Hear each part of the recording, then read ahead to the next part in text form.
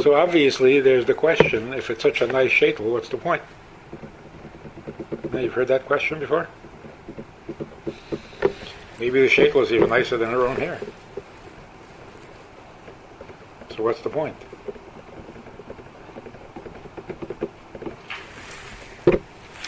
But there's one thing you have to correct. Why do we cover our hair? What did she say? And that could be a distraction for men. Did she say that? Because hair is sensual, and it can be a distraction for men. That's why you cover your hair, because men... Is that true? Is any part of tznius because of men?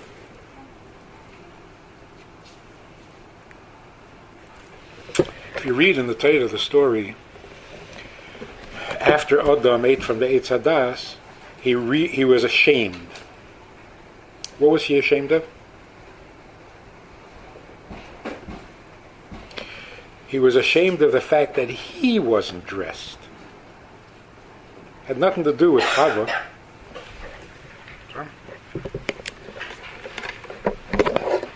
And Chava was ashamed that she was undressed. It had nothing to do with him. So tznius has nothing to do with who else is there. So what's the better way of saying it?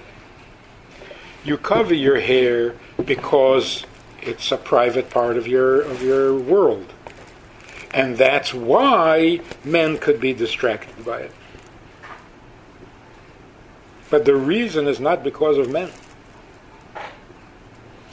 Men's attraction or distraction is only proof that this is something that should be covered. Make sense? So you're not doing it because of men. Yes or no?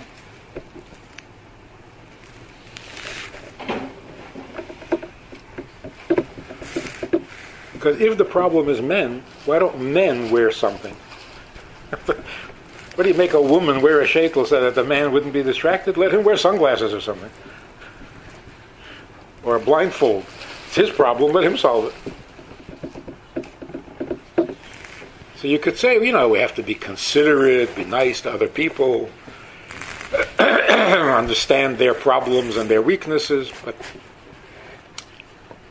that's not the point of tznius. The point of tznius is, what is private is private.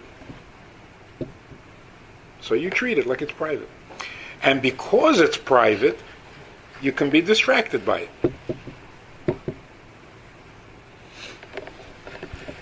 So that correction is, I think, a necessary one. But what is the explanation?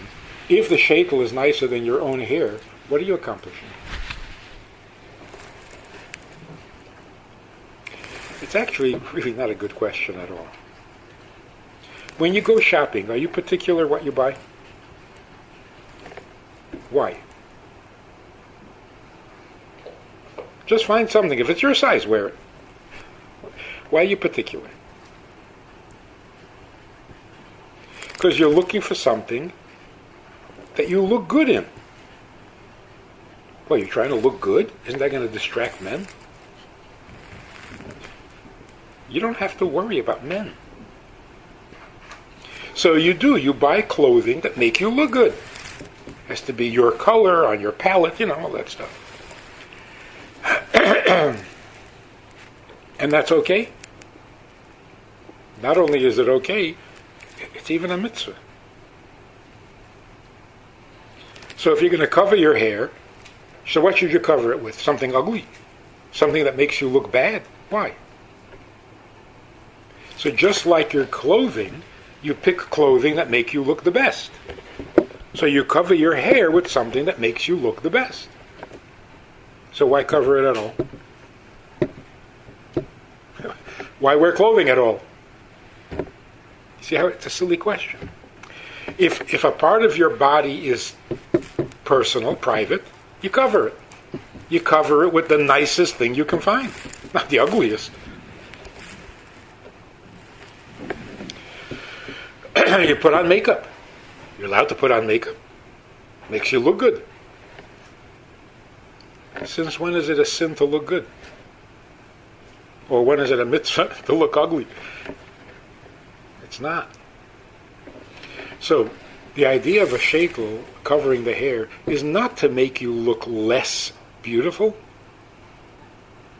That's not a Jewish value. There's nothing holy about it. In fact, ugliness is part of klipa. Unholy is ugly. Kedusha is beautiful. So you're not trying to look bad. You're not trying to look unattractive.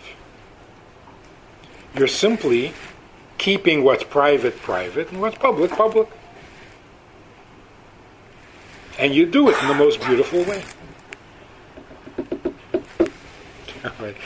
Even when you put up a big mechitza by a wedding, you have to put up an ugly mechitza. You put up a beautiful mechitza. Because beauty is a good thing.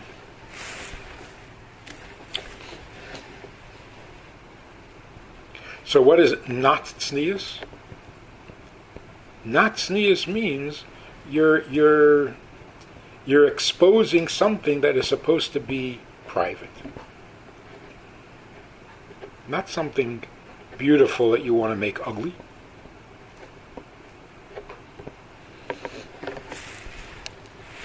So next time somebody asks you, two things. First of all, the sheitel is not to make you look ugly. And number two, it's not because of men or even your husband. So she says, is your husband the only one who ever saw your hair? Who says he saw her hair?